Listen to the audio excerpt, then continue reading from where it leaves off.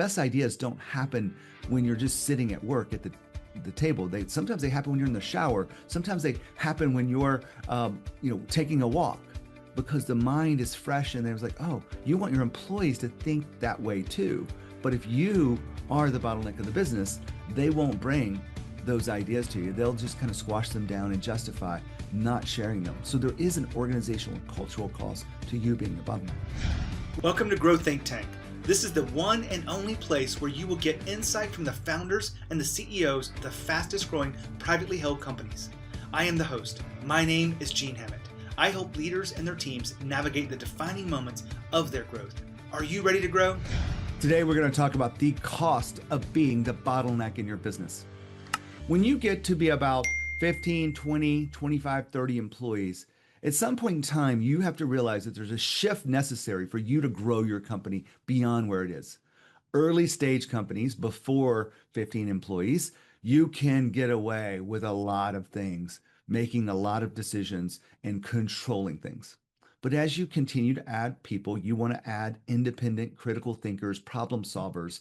And if you squash that with control and you become the bottleneck, it doesn't create the culture that you're really looking for. It's not your dream business. I can guarantee you that.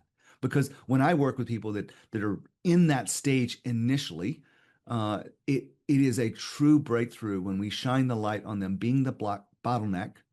And once you see it, you can't unsee it. That you really accept that you are limiting the growth of the business because of the way you show up.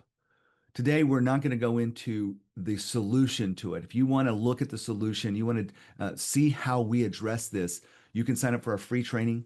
We do this every week. Just go to training.coreelevation.com. It will help you understand the bottleneck more and give you the pathway forward, the 5 steps that are necessary for you to stop being the bottleneck in your business. But today, we're going to look at the cost of being the bottleneck. There are 3 different areas that we're going to look at this. The first one is the hard financial cost. If you are making decisions, you are slowing things down. If you make all the decisions, let me clarify that. If you have to wait and you have to weigh in and you have to attend the meetings and you have to be there for this, you are slowing the business down. You are also probably missing opportunities. If you are the one that is in the big sales meetings and you are the one that pulls things across the line and keeps pushing things forward, then there's a financial cost to you being the bottleneck. It's not going to be listed on your P&L. It's not going to be something you can put a spotlight on. They're mixed in between all of the things like revenue slipping or the innovation is not really driving forward because you are holding on to some level of control, and that limits growth. So there's a hard financial cost. The second place I want you to focus on for the cost of being the bottleneck is the organizational or cultural cost. That is the impact that it makes to the people around you.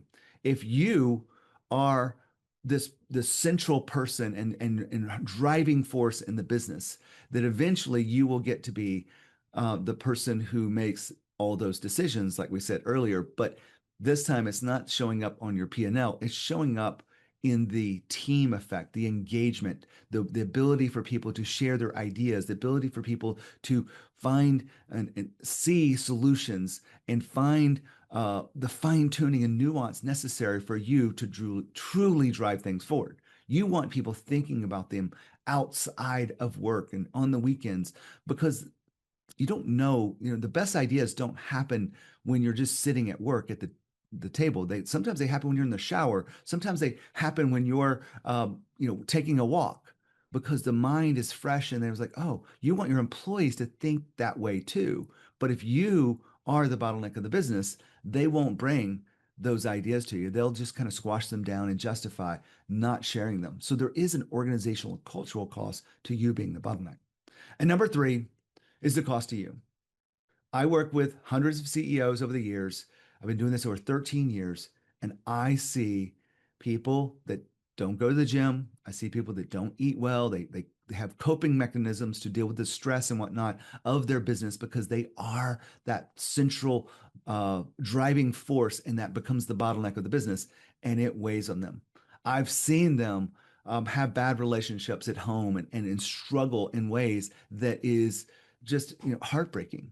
And I share this with you because if you are the bottleneck of the business, in some level, it worked for you early in your business, but it doesn't continue to work for you later into your business. Now, all of these together are meant to help you understand that if you are the bottleneck of the business, that you won't break through to the next level to have the company that works without you, that when you're on vacation, that sales happen, hires happen, maybe even people are let go or exited or fired without you being there and doing it. I've had a couple of clients that have go through this. One of them recently said, no one has ever in 25 plus years ever fired someone other than a founder or a partner. It was a family owned business, so there were multiple. And recently we've been working together, and he shared with me the fact that there was a team member identified that wasn't, a good fit any longer, and it was time. And so normally the founder would step in and make that decision and actually have the conversation. But instead, because I asked them to develop the people around them and start building those skills, building that experience and the confidence, that they made the decision to let this person go. And they were willing to have that tough conversation to let them go. And that is a rite of passage for leaders. And as they do that over and over and over, they build more confidence. Now, I'm not going to unpack all of the details, but I want to share that little micro story with you because and when you're the bottleneck of your business, those things aren't happening at scale. They might happen every once in a while. You can justify this, but only you can be self-aware enough to say that you are the bottleneck of the company. If you want to go a little bit deeper with any of the content that we've been talking about here on these solo podcasts, go to our next training at training.coreelevation.com. It will help you become a better leader. It will help you actually build the business of your dreams and build a business that runs without you.